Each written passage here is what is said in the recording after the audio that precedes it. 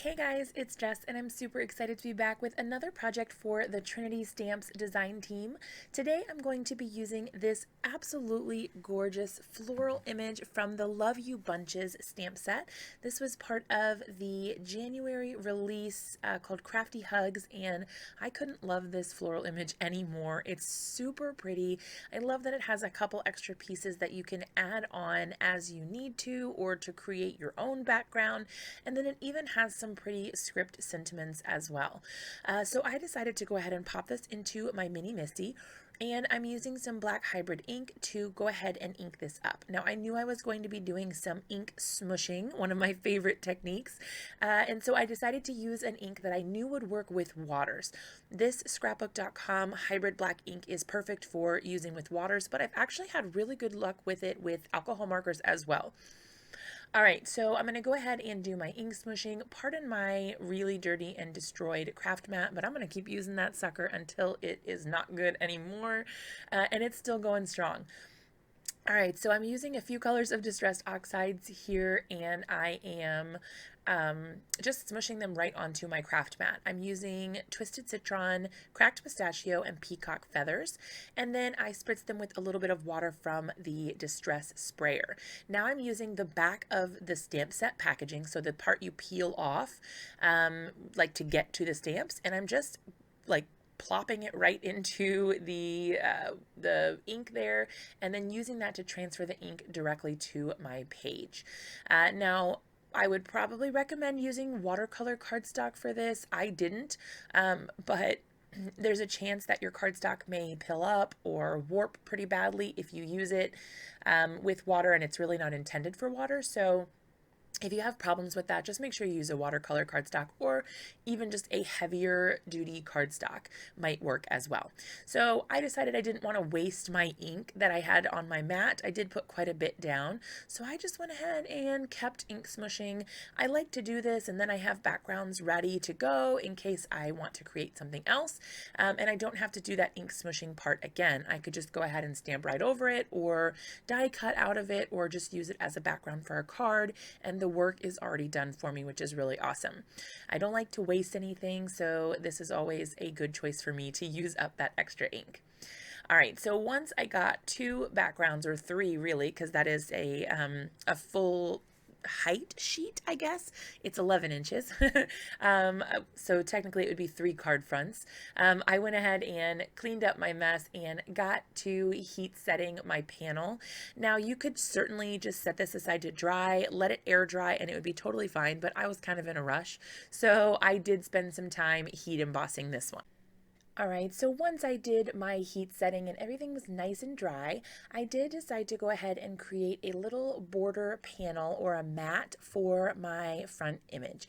Now, I decided that I wanted to make a slimline card for this. So it is like kind of a long, tall, skinny card. So it's not the traditional A2. Sorry that my craft mat is like scooting all over the place, y'all. I should have taped it down, but hindsight and all that.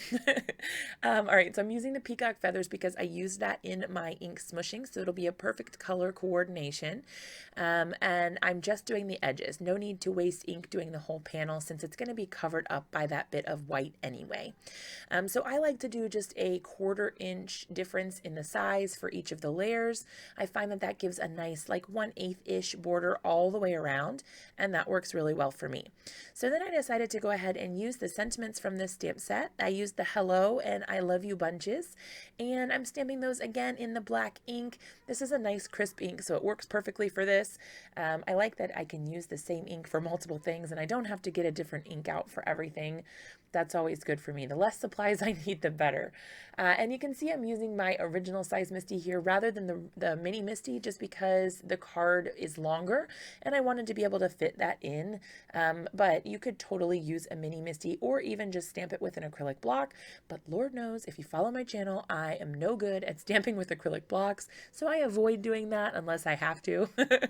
Once I got that all stamped out, I did go ahead and get my stuff all glued together. Before I did that, I decided I wanted to add a little bit of interest to my stamped area. It was a little too clean and simple for me, and you guys know if you follow my channel that I really struggle with clean and simple cards. I'm more of a scene building sort of card maker, so it's difficult for me to leave it alone. But I decided that I wanted to add some sort of like grayed out images to the area up there. I just felt it was a little too white. It needed a little something extra, but I made a mistake here. I wanted to leave it in so that you guys could see what happened, but basically I tried to put the flower on at the bottom there, and I was going to do the second generation stamping where you stamp off the most of the color and then you apply what's left on the stamp to your project. But there was a little bit of ink still left on my stamp, and I hadn't pushed my cardstock all the way over to the side yet. And then I got the little impression, but it was extremely light, so it doesn't show up as well as I would like, but I felt like I wasn't going to be able to restamp it since I'd already moved the cardstock.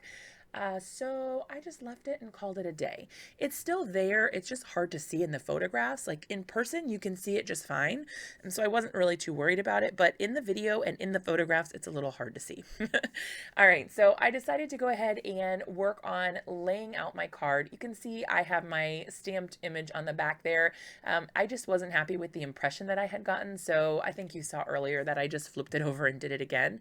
You can see a little bit of the ink showing through at the bottom there, but my flower is going right over top of that, so I wasn't worried about it showing through at all. I didn't want to waste any paper. All right, I'm about to use a boatload of foam tape, y'all. I have this giant roll from scrapbook.com, and I'm going to go to town using it just as long as I have it because it's awesome. I really like this stuff, and I like the wider width, so you don't have to spend as much time kind of like figuring out where to put stuff. And this one comes in a bunch of different widths as well, so I like the versatility of that and being able to use the different widths for different scenarios. That works out really well for me. So just using that pair of scissors, they don't get gunked up or anything when I use that, which is awesome.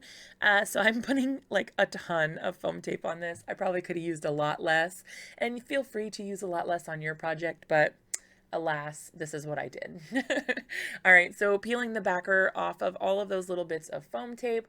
Then I was questioning my decision on using so much because it was a lot to peel off, but no worries, it all worked out. I went ahead and popped that right onto my card panel, and then I decided that it needed a little bit of bling. So I grabbed out some of these clear sequins. I think they were around 6 millimeters. I'm really bad at metric, you guys. I'm not sure exactly how large, but I think they're like 6 millimeters. I wanted to put them in the centers of the flowers. It looks like that one's floating off in space, but I promise there is a flower there. It's just a little bit lighter. Put it in the center of those flowers. Then I decided I'm going to go ahead and put them in the center of the flowers down at the bottom as well, just to kind of add a little more sparkle, a little more interest. You guys know I can't leave it alone. The clean and simple is not my jam. I had to add just a little extra. So I'm using my Gina K Connect glue here to attach those sequins, and that pretty much finished off the card. The only thing I did was add another white border or mat around the outside. I just felt like it needed a little something extra, and I think it made it look a lot more elegant.